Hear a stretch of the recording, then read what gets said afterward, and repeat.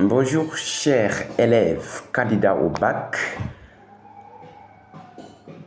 Nous allons continuer aujourd'hui avec nos systèmes de travail à distance pour nous aider en temps, nos jeunes bien sûr, oui. Notre travail va porter sur la décolonisation bien sûr, mais c'est juste les facteurs internes.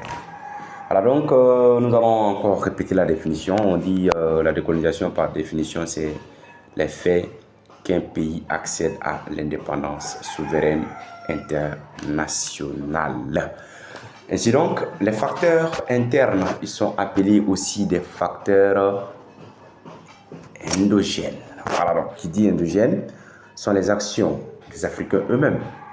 Alors donc, sans plus tarder, nous allons entrer dans le vif du sujet. Nous avons l'action des intellectuels. Alors donc, vous savez, les intellectuels africains n'ont pas baissé les bras. Ils se sont mobilisés pour pouvoir lutter pour l'indépendance de l'Afrique. Donc, nous notons en premier lieu l'action, encore le rôle joué par les intellectuels. Au point 2, nous avons l'action des religieux. Voilà, nous avons la religion qui est là. Quand on parle de la religion, nous avons l'islam, nous avons le christianisme. Alors, il faut comprendre que la religion interdit qu'on brime un être humain, bien sûr. Voilà. Donc, quand on essaye de voir, la religion interdit qu'on fasse d'esclaves un être humain.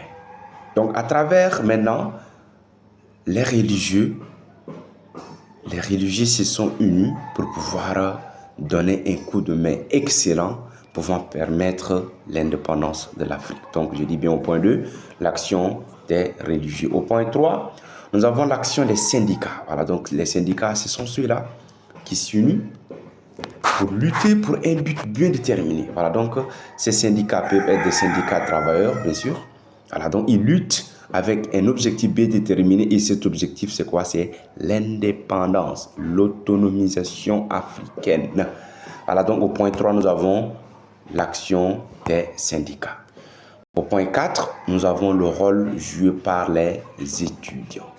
Voilà, donc je crois les étudiants ont joué un rôle très important. Entre-temps, quand les gens se manifestaient pour l'indépendance, les étudiants n'ont pas également baissé les bras. Voilà, ils étaient là dans les pays puissants, c'est-à-dire en France, en Angleterre et autres.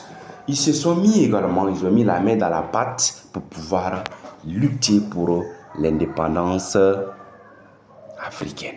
Il faut comprendre que là, on va peut-être ajouter un peu le rôle joué également par les Africains qui ont participé à la Seconde Guerre mondiale. Voilà, donc c'était participer à la Seconde Guerre mondiale. Et lors maintenant de la participation de la Seconde Guerre mondiale, ils ont compris, ils ont fait la découverte maintenant de mythes blancs. Voilà, c'est ce qui a permis de séparer, d'avoir en tête que l'homme blanc est celui-là également qui meurt comme l'homme noir. C'est l'homme blanc a également quelques sensations comme l'homme noir. Donc ça sert à rien également d'avoir l'amour de la peur. Voilà, donc déjà, le complexe d'infériorité était effacé à ce niveau. Une fois rentré au pays, l'idée de l'anticolonialisme a pris naissance. Voilà à peu près, je répète, les facteurs internes de la décolonisation peuvent être entre autres l'action des intellectuels, l'action des religieux, l'action des syndicats et le rôle joué par les étudiants. Merci beaucoup. S'il y a des manquements, prenez, écrivez. Sur ce point, je vous demande de liker tout simplement, de partager les vidéos afin que nous puissions être à distance, s'aider même si on ne se connaît pas. Allez, prenez, faites bye. Merci.